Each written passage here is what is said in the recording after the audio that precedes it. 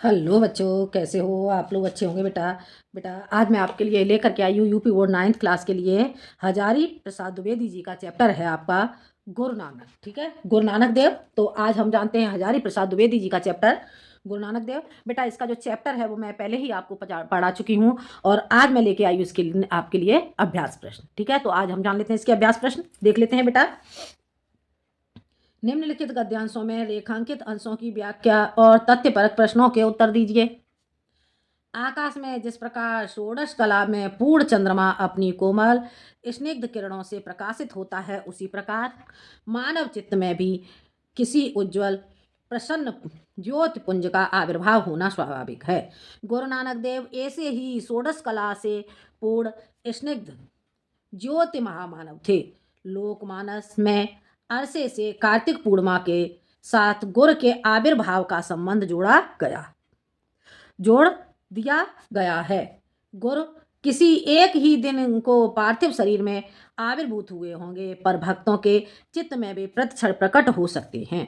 पार्थिव रूप को महत्व दिया जाता है, परंतु प्रतिक्षण आविर्भूत होने को आध्यात्मिक दृष्टि से अधिक महत्व मिलना चाहिए। इतिहास के पंडित गुरु के पार्थिव शरीर के आविर्भाव के विषय में वाद विवाद करते रहे। इस देश का सामूहिक मानव चित्त उतना महत्व नहीं देता। ठीक है बेटा, अब हम इसके क्वेश्चन देख लेते हैं। बेटा इसके क्वेश्चन कैसे करेंगे? उपर्युक्त गद्यांश का संदर्भ लिखिए। पहला क्वेश्चन क्या है? उपर्युक्त गद्यांश का संदर्भ लिखिए। तो इसका लिखेंगे बेटा, प्रस्तुत गद्यांश हमारी पाठ्यपुस्तक हिंदी के आचार्य हजारी प्रसाद द्विवेदी कृत गुरु नानक देव शीर्षक से उद्धृत है। ठीक है बेटा, ये हो जाएगा इसका संदर्भ। अगला क्वेश्चन, रेखांकित अंशों की व्याख्या कीजिए। ठीक है, तो इसे हम लिखेंगे। अब बेटा हम इसके रेखांकित अंकों की व्याख्या करेंगे। तो देख लेते हैं। गुरु नानक देव ऐसे ही षोडश कला से पूर्ण स्निग्ध ज्योति महामानव थे।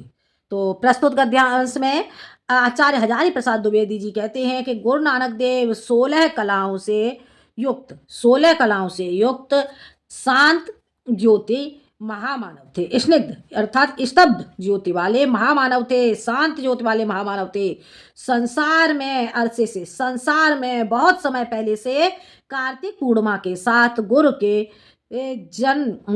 के उत्पन्न होने के संबंध को जोड़ा गया है। आगे समझ में? गुरु के जन्मदिन के संबंध को जोड़ा गया है। आगे समझ में? अगला क्वेश्चन, लेखक की दृष्टि से गुरु के पार्थिव शरीर के आविर्भाव के स्थान पर किसको महत्व मिलना चाहिए? ठीक है, लेखक की दृष्टि में गुरु के पार्थिव शरीर के आविर्भाव के स्थान पर किसको महत्व मिलना चाहिए? तो इसका आंसर लिखेंगे बेटा, लेखक की दृष्टि में गुरु के पार्थिव शरीर के आविर्भाव के स्थान पर आध्यात्मिकता को महत्व मिलना चाहिए। आगे समझ में बेटा? अगला क्वेश्चन देखते हैं। चंद्रमा कितनी कलाओं से परिपूर्ण होता है? चंद्रमा कितनी कलाओं से परिपूर्ण होता है? तो यहां पर बेटा देखते हैं, चंद्रमा षोडश कलाओं से परिपूर्ण होता है। कार्तिक पूर्णिमा का संबंध किस महामानव से है?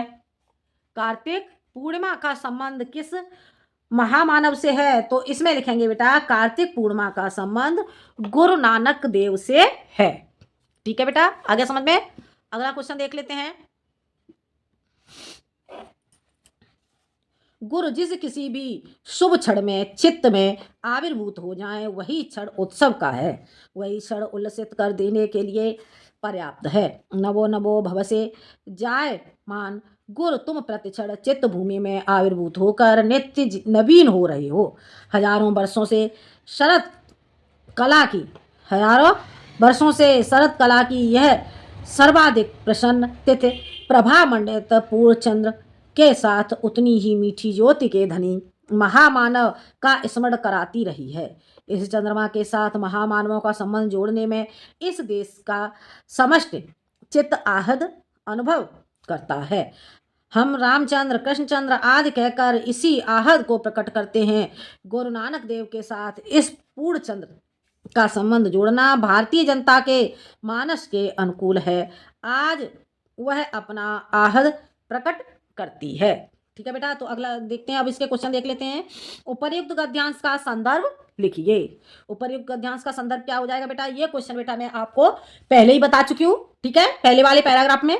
तो इसका संदर्भ बेटा आप कर ही लोगे, ठीक है। अगला क्वेश्चन देखते हैं, रेखांकित अंशों की व्याख्या कीजिए। देखते हैं बेटा इसे।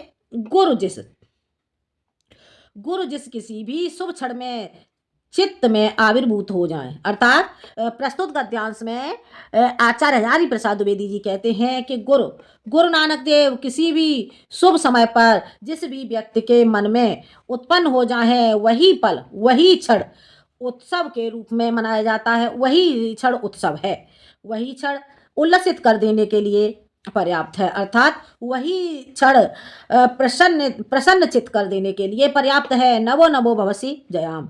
गुरु तुम प्रति क्षण प्रत्येक क्षण चित्त भूमि में उत्पन्न होकर के, अर्थात मनुष्य के मन में उत्पन्न होकर के नित्य नवीन हो रहे हो, अर्थात नित्य ही नए रूप को धारण करते हो, नए होते जा रहे हो।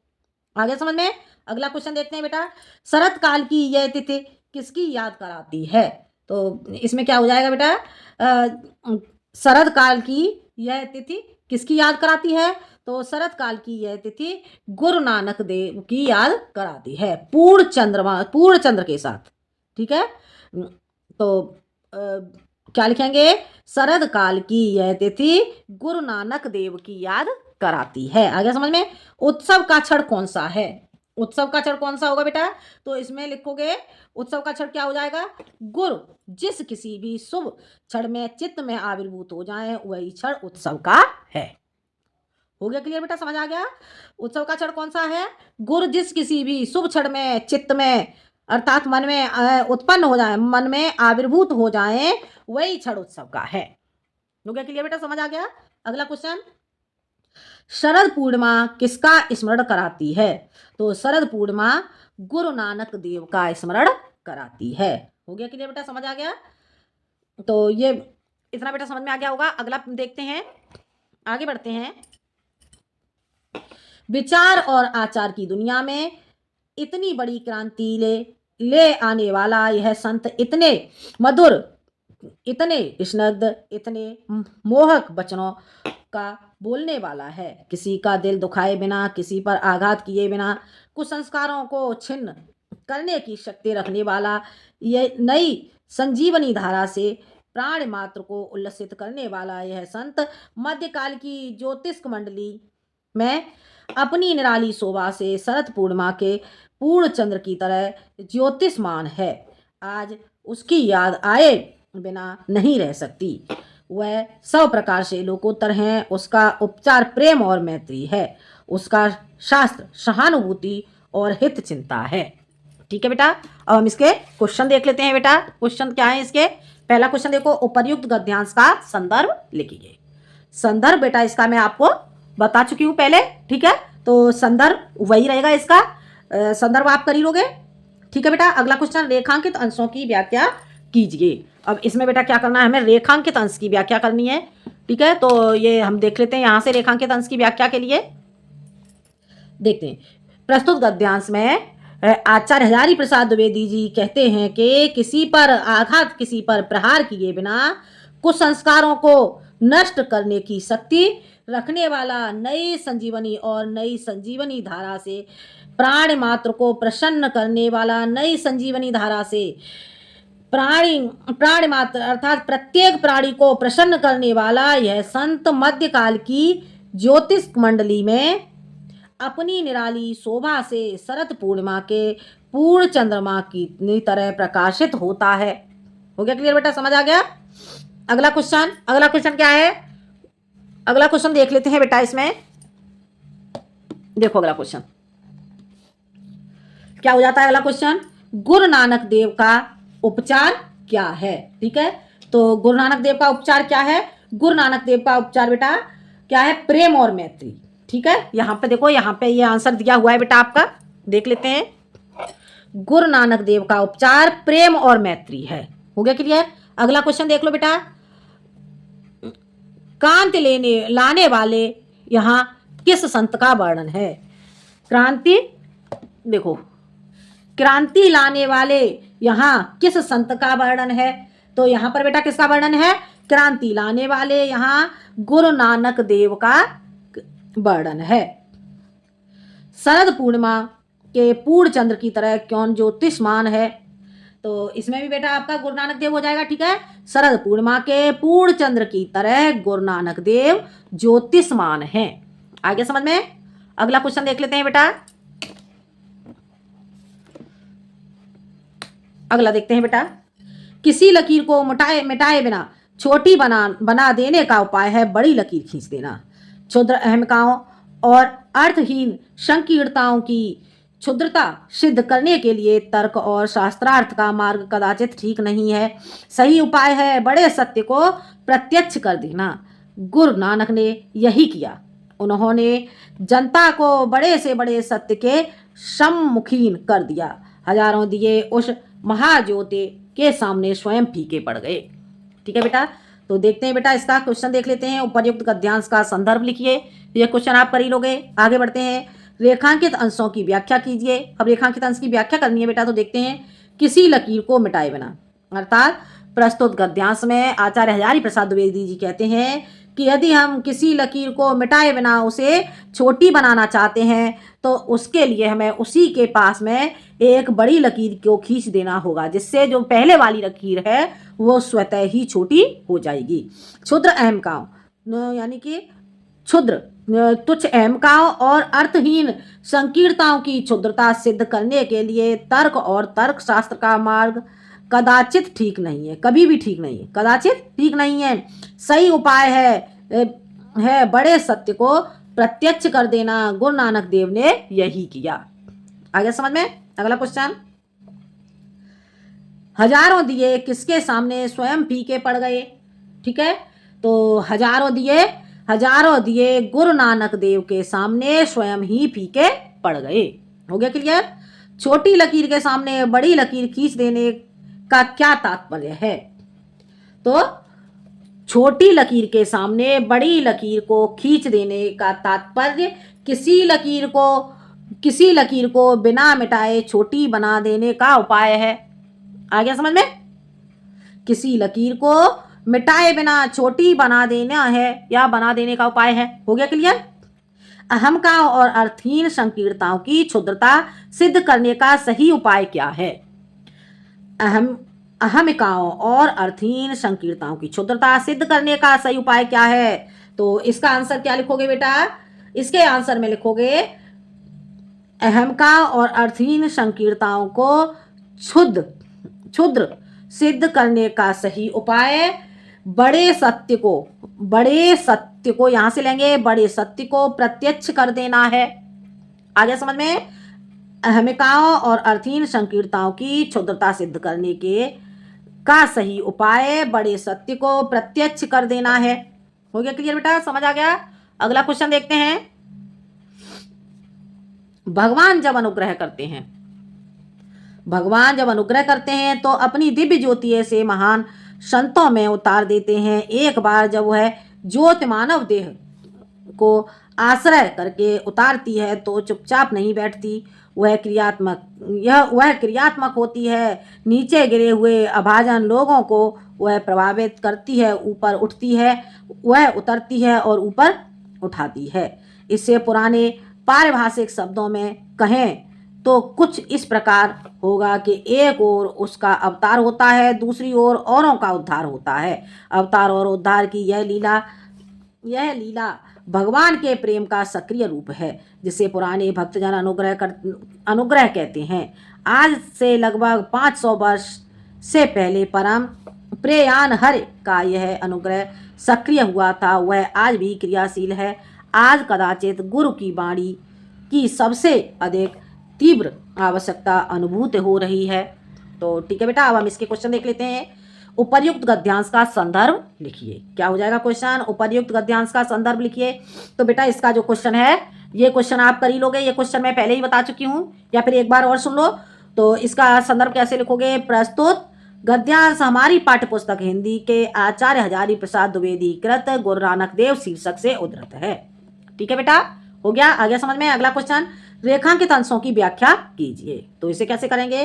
प्रस्तुत गद्यांश में आचार्य हजारी प्रसाद द्विवेदी जी कहते हैं कि भगवान जब अनुग्रह करते हैं तो अपनी दिव्य ज्योति ऐसे महान संतों के रूप में देते हैं। अर्थात भगवान जब कृपा करते हैं तो अपनी दिव्य ज्योति के रूप में ऐसे महान संतों को उत्पन्न कर देते हैं जो एक बार जब यह ज्योति मानव शरीर का आश्रय लेकर के उतरती है तो चुपचाप नहीं बैठती, वह क्रियात्मक होती है। नीचे गिरे हुए अभाजन लोगों को वह प्रभावित करती है और उन्हें ऊपर उठाती है, अर्थात उन्हें श्रेष्ठ बनाती है। आ गया समझ में? अगला क्वेश्चन, भगवान के प्रेम में क्या सक्रिय रूप है? क्या हो जाएगा? भगवान के प्रेम में क्या सक्रिय रूप है? तो इसका आंसर लिखोगे बेटा, तो भगवान के प्रेम में क्या है? अवतार और उद्धार। अवतार और उद्धार, भगवान के प्रेम में अवतार और उद्धार क्या है? एक सक्रिय रूप है, अवतार और उद्धार। ठीक है, ये दोनों क्या है? सक्रिय रूप हैं। आगे समझ में? संत जन क्या कार्य करते हैं? तो इसका आंसर क्या लिखोगे बेटा? संत जन क्या कार्य करते हैं? तो संत जन लोगों का उद्धार करते हैं। ठीक है, संत जन लोगों का उद्धार करते हैं। ठीक है, ये वाला क्वेश्चन भगवान के प्रेम में क्या सक्रिय है, तो ये यहां से ले लोगे, अवतार और उद्धार की यह लीला भगवान के प्रेम में सक्रिय रूप है। ठीक है, और उसके बाद यह है संत जन क्या कार्य करते हैं? तो संत जन क्या कार्य करते हैं? तो इसमें इसका आंसर आप क्या लिखोगे बेटा? संत जन लोगों का उद्धार करते हैं। आ गया समझ में? अगला क्वेश्चन देखते हैं बेटा, अनुग्रह का क्या तात्पर्य है? तो अनुग्रह का तात्पर्य इसमें क्या हो जाएगा? भगवान का अवतार लेकर गिरे हुए लोगों को ऊपर उठाना है। ठीक है, अनुग्रह कहते हैं किसे? अवतार और उद्धार की यह लीला भगवान के प्रेम का सक्रिय रूप है, जिसे पुराने भक्तजन अनुग्रह कहते हैं। ठीक है, आगे समझ में? तो क्या है? भगवान का अवतार लेकर के गिरे हुए लोगों को ऊपर उठाना ही अनुग्रह है। हो गया क्लियर? समझ आ गया? अगला क्वेश्चन देखते हैं बेटा, अगला गद्यांश देख लेते हैं बेटा, ये लास्ट गद्यांश है। महागुरु, नई आशा, नई उमंग, नए उल्लास की आशा में आज इस देश की जनता तुम्हारे चरणों में प्रणित कर निवेदन कर रही है। आशा की ज्योत विकीर्ण करो, मैत्री और प्रीति की स्निग्ध धारा से आप प्लावित करो। हम उछल गए हैं, भटक गए हैं, पर कृतज्ञता अब भी हम में रह गई है। आज भी यह तुम्हारी अमृतोपम वाणी को भूल नहीं गए हैं। कृतज्ञ भारत का प्रणाम अंगीकार करो। ठीक है बेटा, तो इसमें देख लेते हैं बेटा क्वेश्चन क्या हो जाएंगे आपके। उपर्युक्त गद्यांश का संदर्भ लिखिए। ठीक है, तो इसका संदर्भ बेटा आप कर ही लोगे। ठीक है, अगला क्वेश्चन, रेखांकित अंशों की व्याख्या कीजिए। तो देखते हैं बेटा, हम उछल गए, अर्थात हम उछल गए और भटक गए हैं, पर कृतज्ञता अब भी हमारे अंदर बाकी है। आज भी हम तुम्हारी अमृतमयी वाणी को भूल नहीं पाए हैं। कृतज्ञ भारत का प्रणाम अंगीकार करो। आगे समझ में? अब अगला क्वेश्चन बेटा, कृतज्ञता से आप क्या समझते हैं? अच्छा बेटा, ये आ जाएगा, ये क्वेश्चन ये छूट गया बेटा। कृतज्ञ भारत का प्रणाम अंगीकार करने का क्या मतलब है? ठीक है, तो इसका क्या लिखोगे बेटा? कृतज्ञ भारतवासियों को प्रणाम और स्वीकार करने से क्या है? कृतज्ञ भारत को प्रणाम अंगीकार करने का क्या मतलब है? तो इसका क्या लिखोगे बेटा? आंसर इसका लिखोगे, कृतज्ञ भारतवासियों को प्रणाम स्वीकार करने से कृतज्ञता अब भी हमारे अंदर रह गई है। आज भी हम तुम्हारी अमृतमयी वाणी को भूल नहीं पाए हैं। कृतज्ञ भारत का प्रणाम स्वीकार करने से है। कृतज्ञ भारत का प्रणाम अंगीकार करने का अर्थ प्रणाम स्वीकार करने से है। ठीक है, इसमें क्या है? जो देशवासी हैं वो गुरु नानक देव से निवेदन कर रहे हैं कि हे गुरु नानक देव, आप हमारे प्रणाम को स्वीकार करें। आगे समझ में? कृतज्ञता से आप क्या समझते हैं? ठीक है, तो अगला क्वेश्चन क्या हो जाएगा बेटा आपका? कृतज्ञता से आप क्या समझते हैं? तो इसमें लिखोगे, किसी के उपकार को स्वीकार करके सम्मान देना और उसके प्रति न्यौछावर हो जाना ही कृतज्ञता है। आगे समझ में, किसी के उपकार को स्वीकार करके करके सम्मान देना और उसमें न्यौछावर हो जाना ही कृतज्ञता है। हो गया क्लियर। अगला क्वेश्चन, लेखक गुरु से किस प्रकार की ज्योति विकीर्ण करने का निवेदन कर रहा है?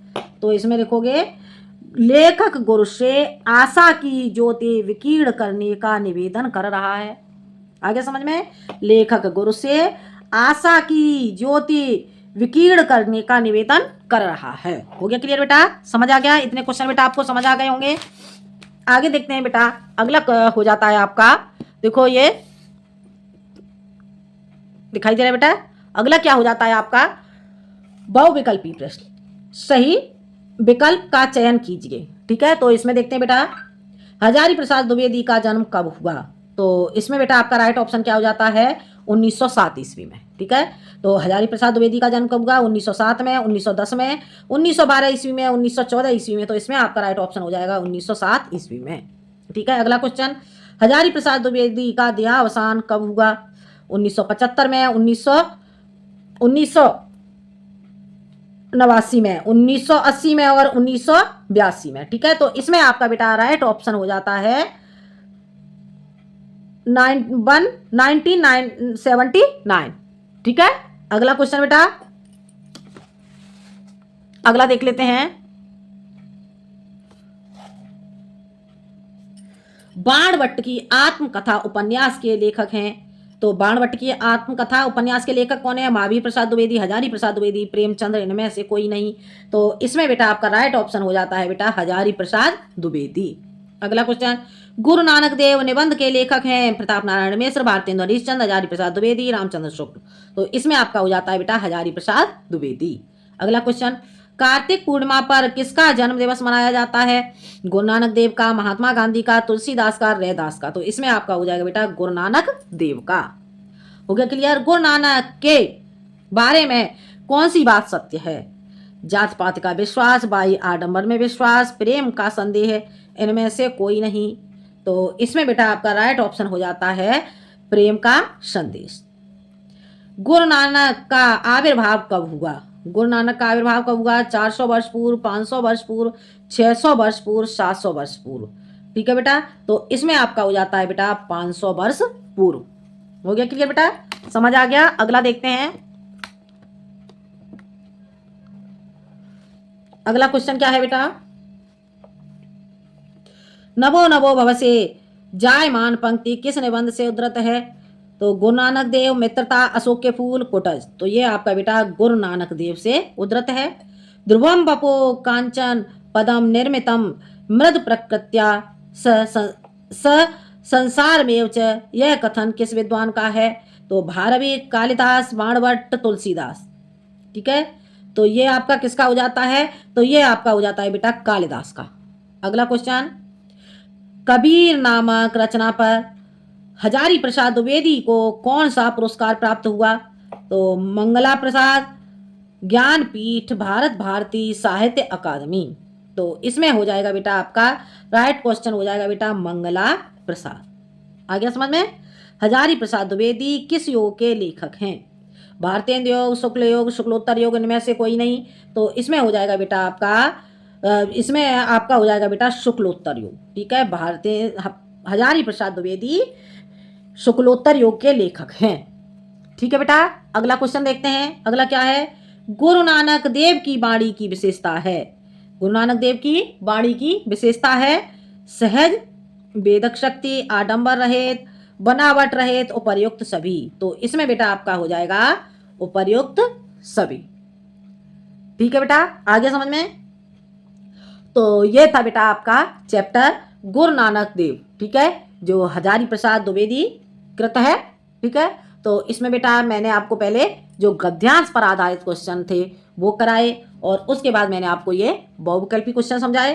तो ये चैप्टर बेटा आपको ठीक से समझ में आ गया होगा। ठीक है, तो बेटा आप इस चैप्टर के जो क्वेश्चन है उसे साथ के साथ अपनी फेयर कॉपी में जरूर नोट कर देना। ठीक है, जब भी आप इसे पढ़ने के लिए बैठें तो अपनी नोटबुक और पेन साथ लेकर बैठें और उसे साथ के साथ नोट कर लें जिससे आपको ठीक से समझ में आ सके। ठीक है, तो ये चैप्टर बेटा आपको समझ में आ गया होगा। आज के लिए इतना ही। ठीक है, अगर वीडियो बेटा पसंद आए तो लाइक करें और शेयर करें। अगले वीडियो में आती हूँ मैं एक नए टॉपिक के साथ। जब तक के लिए धन्यवाद।